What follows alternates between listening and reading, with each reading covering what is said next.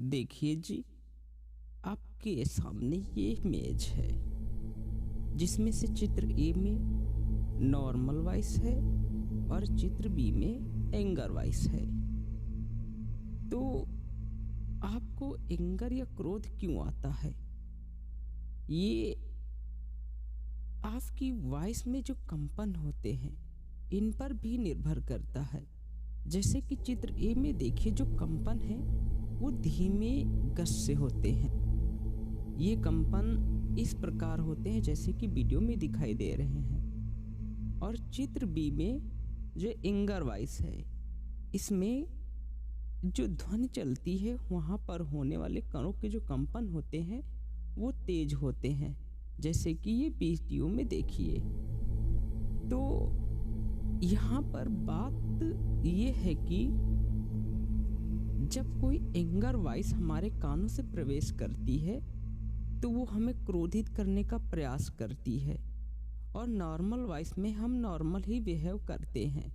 किंतु anger voice हमारे अंदर जैसे ही प्रवेश करती है तो हम भी एंग्री हो जाते हैं और उस वॉइस के अकॉर्डिंग अपना रिएक्ट करते हैं। तो वेल, हमें ऐसा नहीं करना चाहिए, क्योंकि क्रोध एक प्रकार का पुश है आपके अंदर जो आपको बहुत ही अधिक एनर्जी लेवल पर एक्साइटेड करता है, और आप जो नहीं करना चाहते हैं वो भी उस वक्त कर सकते हैं।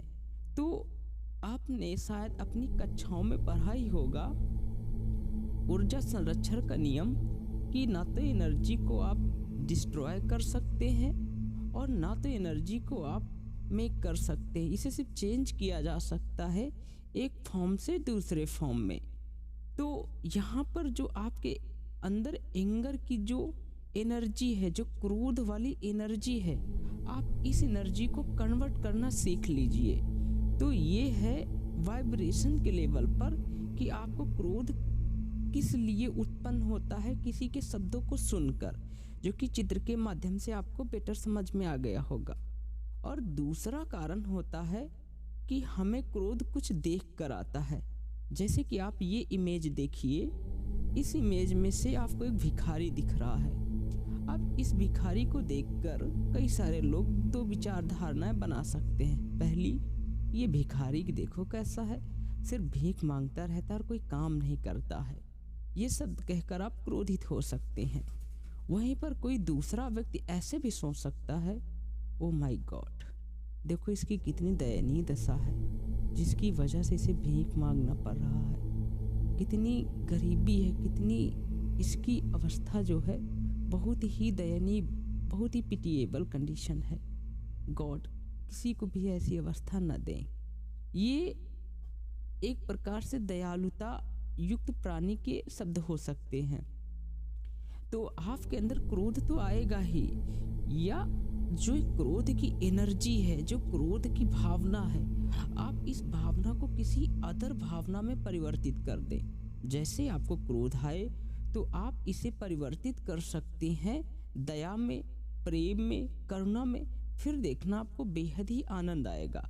तो पहला शब्द के लेवल पर आपको क्रोध आता है, दूसरा आपको देखने पर क्रोध आता है, और तीसरी प्रकार का क्रोध तब हो सकता है जब आपको वो चीज़ ना मिले जो चीज़ आप चाहते थे।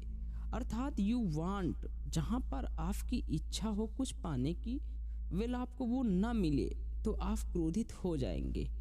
तो वेल, क्रोध एक प्रकार की, या गुस्सा एक प्रकार की ऊर्जा है, एक एनर्जी है। बस आप इसे किसी दूसरे रूप में परिवर्तित करना सीख लें तो आपके जीवन में बहुत ही ज़्यादा बदलाव आ जाएंगे।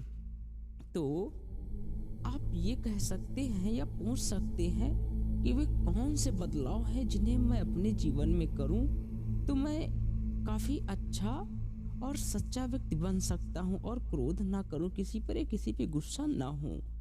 तो देखिए जी, आपको इसके लिए कुछ नहीं करना है। सिंपल सी एक बात, जब भी कभी आपको क्रोध आए, आप उस क्रोध के प्रति अवेयर होते रहिए, कॉन्शियस होते रहिए, सचेत होते रहिए, और एक बार अपने आप से कहिए कि मुझे क्रोध इस अवस्था, इस शब्द या इस सिचुएशन में आ सकता है। बस ऐसा कहिए तो जैसे कि आप कोई व्यक्ति जैसे कि चोरी करने जा रहा है और आप उससे कह दे कि लगता है आज कहीं चोरी करने का विचार है, तो वह व्यक्ति एक बार रुक जाएगा, उस दिन तो चोरी नहीं करेगा। ठीक उसी तरीके से जब आप अपने क्रोध के प्रति या अपनी गुस्सा के प्रति अवेयर या फिर उसके प्रति आप कॉन्शियस हो जाते हैं, तो वो क्रोध भी एकदम रुक जाता है, वो फिर आपको नहीं आएगा। तो क्रोध में से बस यही था कि मेरा प्रयास कि आपको क्रोध के आवेश में बहना और क्रोध करना छोड़ दीजिए, क्योंकि गुस्सा आप तब कीजिए जब वहाँ पर उसका मायने हो और उससे किसी का भला हो सकता है, या फिर आपको अपने ऊपर कोई बहुत बड़ी बाधा पड़ जाए तो उस बाधा से निकलने के लिए भी क्रोध किया जा सकता है।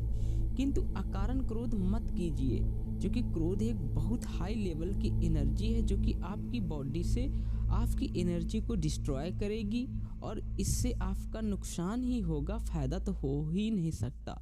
तो दोस्तों, मैंने एक प्रयास किया कि क्रोध के क्या कारण हो सकते हैं जिनकी वजह से आपको क्रोध आता है। फिर मिलेंगे एक नेक्स्ट वीडियो में। Thanks for watching till and.